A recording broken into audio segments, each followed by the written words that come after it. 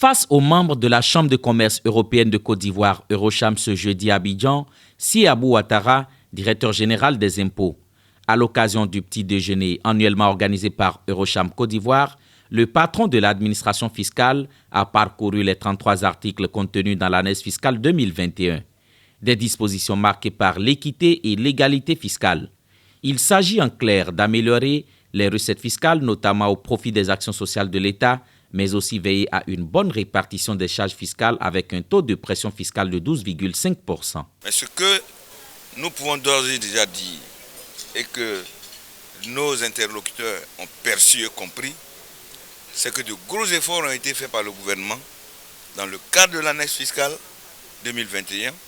Vous étiez vous-même témoin des échanges que nous avons eus, des efforts en termes d'exonération, des efforts en termes de rationalisation des dispositifs fiscaux, des efforts en termes de simplification et de modernisation, notamment en ce qui concerne l'imposition de l'entrepreneur, le système fiscal applicable aux petites et moyennes entreprises. Entre autres préoccupations au cœur des débats avec les chefs d'entreprise européennes, la réintégration de l'impôt minimum forfaitaire, IMF, et l'article 33 de l'année fiscale 2021.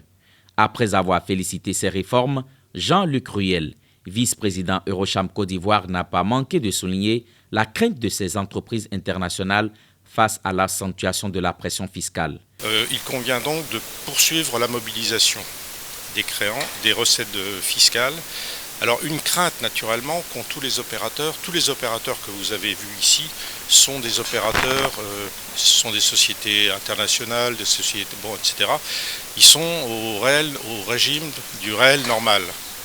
Donc la crainte de ces opérateurs, c'est que la pression s'accentue sur eux.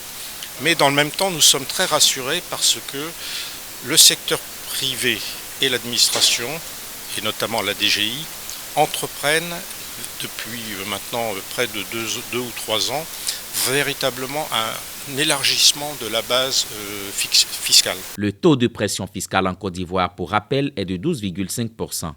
Un taux relativement bas quand on sait que le taux de pression fiscale normatif dans la zone UEMOA et la CEDEAO est de 20%.